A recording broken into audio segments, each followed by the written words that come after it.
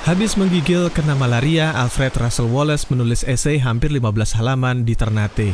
Melintasi Samudra Hindia, esai sampai juga ke Britania setelah 75 hari. Diantar Pak Pos sampai rumah Charles Darwin. Isinya bikin kaget karena hampir sama dengan apa yang ada di pikiran Darwin, teori evolusi. Jadi Wallace itu memberikan tapak buat kita bahwa Indonesia itu rich. Kedua, terjadinya keragaman hayati itu disebabkan oleh apa? Survival for the fittest atau memang adanya perubahan sesuai dengan waktu? Yatna Supriyatna, naturalis terkemuka, akademisi Universitas Indonesia.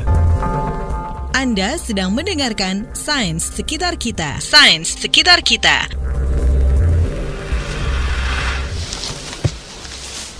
Surat dari Ternate itu kadang dijadikan dasar kalau Wallace berhak juga menyandang gelar penemu teori evolusi.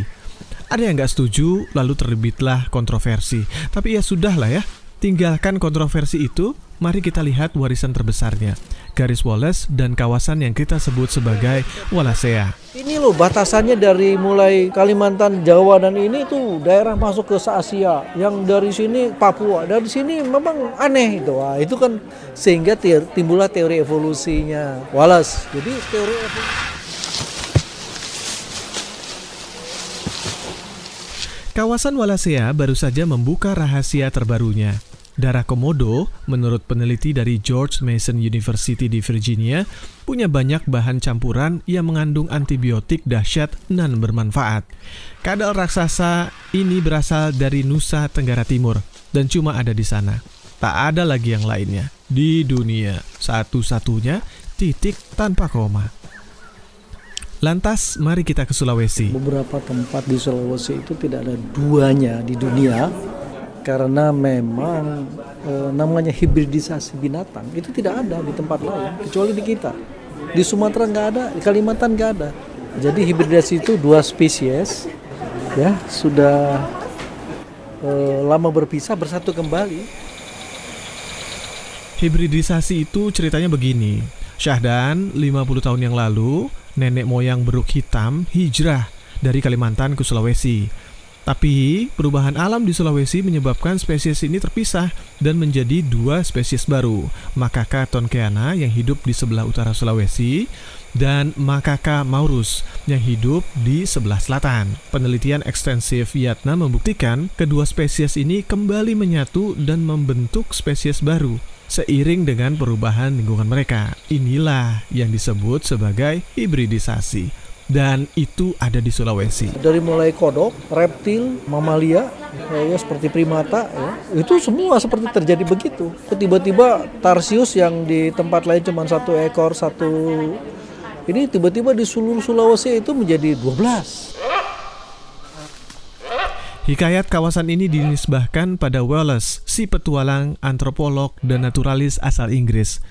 Warawiri di Nusantara 8 tahun lamanya dia menemukan gajah, harimau, dan badak hanya di bagian barat Nusantara. Sementara di timur ada babi rusa, anoa, dan primata berwajah unik lainnya. Kayaknya ada semacam batas yang memisahkan penyebaran fauna ini, seperti garis imajiner yang kita sebut sebagai garis Wallace. Penelitian geologi juga mengkonfirmasi dahulu kala Sumatera, Jawa, dan Kalimantan menyatu dengan daratan Asia. Ini kita sebut sebagai kawasan Sunda. Sementara Papua menyatu dengan Australia. Dan ini kita sebut sebagai kawasan Sahul. Terpisah di antara keduanya, inilah yang kita sebut sebagai kawasan Wallacea. Berada di bagian tengah Nusantara. Kalau dirinci, kawasan ini terdiri dari Sulawesi, Kepulauan Maluku, dan Nusa Tenggara. Yatna menyebut wilayah ini sebagai laboratorium hidup evolusi, di mana kita bisa mengamati dengan mata kepala sendiri evolusi itu. Pergumulan antara gen dengan gen, karena yang tadinya sudah pisah ribuan tahun bersatu kembali, itu kan menarik. Itu yang disebut dengan proses evolusi yang nantinya bisa makanya ditemukan, misalnya ya, ditemukan gen untuk diabetes. Ditemukan gen untuk berbagai macam penemuan karena itu. Keragaman spesies memang super edan di kawasan ini. Dari hampir 700 spesies burung yang ditemukan, hampir 40%-nya adalah spesies yang cuma bisa ditemukan di kawasan. Termasuk si cantik yang ditemukan Wallace, burung maleo yang memilih berjalan walaupun bisa terbang. Kita tuh selalu menganggap kalau misalnya hutan itu kayu. Padahal Wallacea itu bagaimana terbentuknya spesies baru. Spesies baru itu untuk apa? Orang bilang, alah, apa sih untuk apa spesies baru? Loh, hidup kita ini semua dari spesies loh. Padi, jagung, semua itu dari spesies. Sampai bagaimana kok bisa New York dipertukarkan gara-gara ada pala. Oh ya, ada juga pala dan cengkeh, dua rempah-rempah yang menuntun Portugis sampai ke Nusantara. Columbus nyasar ke Amerika. Inggris meretas kutub utara. Dan Pulau Run di Kepulauan Banda ditukar dengan Pulau Manhattan. Iya, New York ada di pulau itu. Pala dan cengkeh asli dari Kepulauan Maluku. Juga ada di kawasan Wallacea. Dan cuma ada di sana. Tak ada lagi yang lainnya di dunia. Saum laki, pernah dengar gak namanya saum laki? Ya, di Maluku Tenggara Barat. Begitu cantik, begitu beragamnya, burungnya, apa saja dia beragam. Coba kita lihat, mengapa orang asing datang ke sini hanya untuk melihat burung. Coba datang ke sana, banyak sekali ribuan orang-orang asing. Cuma kita bilang, Pak, infrastrukturnya gak siap.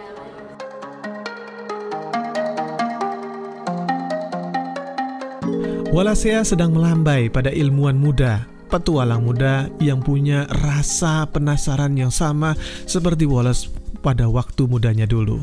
Jadi, ke Wallacea kita. Sains Sekitar Kita, Produksi KBR dan The Conversation Indonesia.